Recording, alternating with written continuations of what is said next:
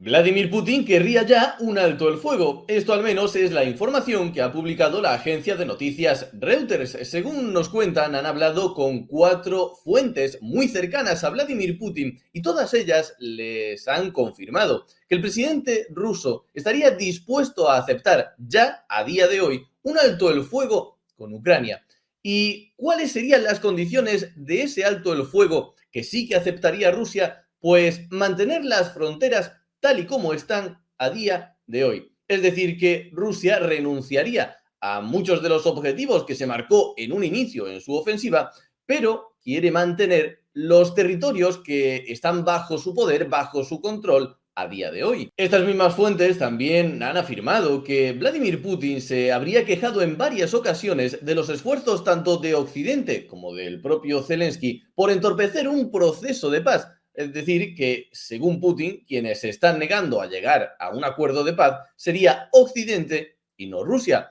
El caso es que cuando han preguntado tanto a Rusia como a Ucrania por esta información, porque obviamente se han dado los testimonios de forma anónima, Rusia ha respondido lo siguiente. Rusia, en lugar de negar la información, no lo ha hecho y en su lugar ha afirmado que, bueno, en realidad, el interés de Vladimir Putin y de Rusia de llegar a un acuerdo, a una negociación de paz, nunca ha sido un secreto. Es decir, que en cierta manera estarían confirmando esta información y contándonos, por tanto, algo más de información sobre los términos que a Rusia le parecerían aceptables en un futuro alto el fuego, en una futura negociación de paz. Ahora, ¿es posible que esto se dé?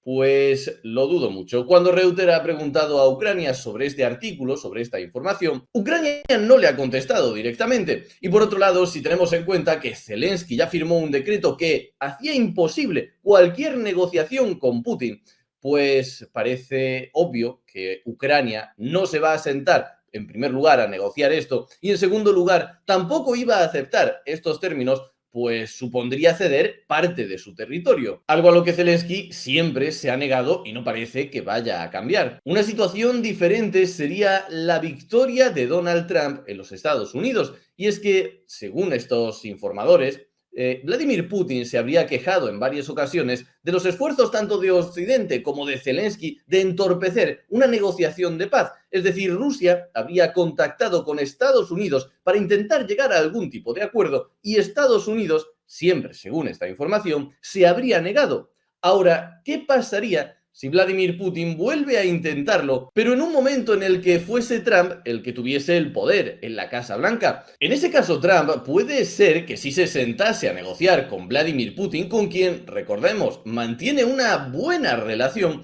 y podría incluso presionar a Ucrania, que al final, admitámoslo, es el actor que menos poder tiene en estas negociaciones y podría acabar presionándoles para que aceptasen sentarse a negociar con Rusia e incluso llegar a ceder parte de su territorio.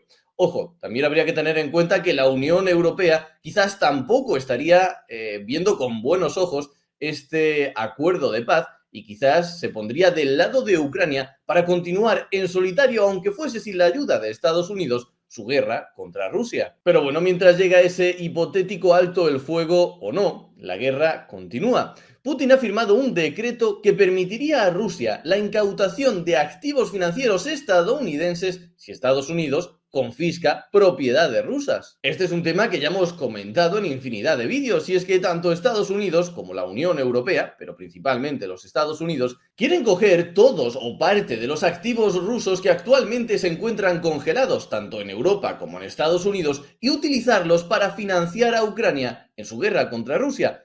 Y esta, ya tenemos aquí la respuesta de Putin. Ha dicho que si ellos tocan sus activos, él hará lo mismo con los activos de Estados Unidos. El problema es que aunque esto quede muy bien de tú me haces esto y yo te hago lo mismo, lo cierto es que la cantidad de activos, tanto estadounidenses como de la Unión Europea, dentro de Rusia y a los que tiene acceso Vladimir Putin, pues serán muy, pero que muy inferiores que los activos rusos en Europa y Estados Unidos. Y sigamos en este caso con Polonia. Ya contamos en otro vídeo que Zelensky había pedido a sus socios que si no se querían involucrar más en la guerra, por lo menos que defendiesen a Ucrania como ya defendieron a Israel. Es decir, que derribasen e interceptasen los misiles rusos en territorio ucraniano. No tienen que hacer nada en el territorio ruso, pero sí ayudar en la defensa de Ucrania en el propio territorio ucraniano.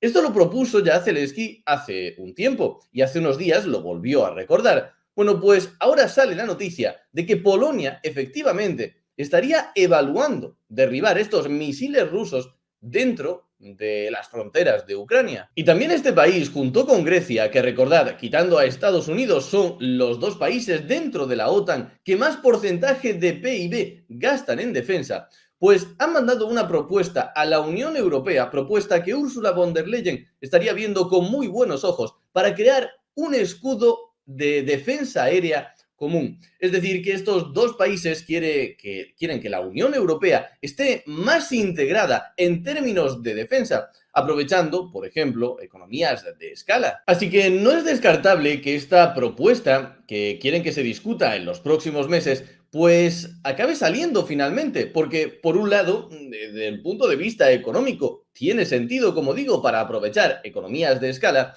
y por otro lado, sería una muestra de la unidad de la Unión Europea y de la fortaleza de su proyecto a largo plazo. Y nos vamos ahora a Estonia, y es que este país ha denunciado que Rusia ha quitado las boyas del lado estonio del río que separa a ambos países. Para situarnos, estaríamos hablando de esta zona de aquí, por donde pasa el río Narva y que separa a Estonia de Rusia. Y la información es que Rusia habría quitado la noche anterior las boyas del lado estonio del río. Estonia ha considerado esto como una provocación fronteriza y ha exigido inmediatamente una explicación y que le devuelvan todo el equipo que le han quitado. Y quizás más preocupante si cabe, porque viene justo después del informe de defensa que salió en el Ministerio de Defensa ruso y que tan solo duró unas horas, afirmando que Rusia quería reconsiderar sus fronteras en algunas zonas del mar Báltico. Y nos vamos ahora a la política interna de la Unión Europea, y es que el Grupo de Identidad y Democracia, recordad, uno de los dos grupos parlamentarios de la Unión Europea que habitualmente los medios califican como de extrema derecha, pues ha decidido finalmente expulsar Alternativa por Alemania. Las críticas hacia Alternativa por Alemania no han hecho más que crecer en los últimos meses y la gota que ha colmado el vaso parece que han sido las declaraciones de su líder diciendo que las SS del alemán del brazo en alto, bueno, pues que no todas eran malas y criminales.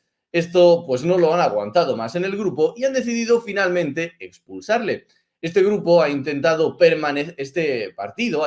permanecer dentro del grupo diciendo que expulsaran únicamente a la persona, que es esta de aquí, que había hecho las declaraciones. Pero dentro del grupo no se han contentado con eso y lo han expulsado definitivamente. Un movimiento interesante, y es que, según escuchamos todos los días, se espera que los movimientos más de derechas dentro de la Unión Europea obtengan un resultado muy bueno, un resultado histórico en las próximas elecciones, que nos quedan nada para ellas.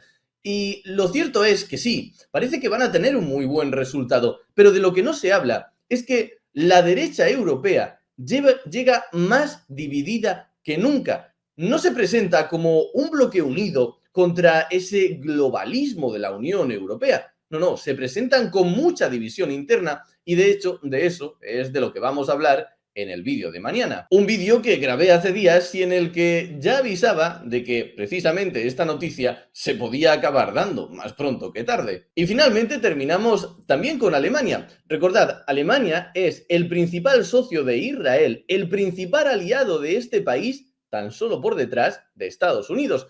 Pues resulta que a Alemania le han preguntado que qué sucedería si finalmente la Corte Penal Internacional emite una orden judicial de captura contra Benjamin Netanyahu. Bueno, pues Alemania ha confirmado que si la Corte Penal Internacional llega a emitir esa orden, algo que se presupone va a suceder en los próximos meses, pues a Alemania no le quedaría más remedio que detener a Benjamin Netanyahu si éste pusiese un pie en su país. Y hasta aquí el vídeo de hoy. Muchas gracias por compartir este tiempo conmigo. Suscríbete para no perderte nada de la actualidad geopolítica y como siempre, nos vemos en el próximo.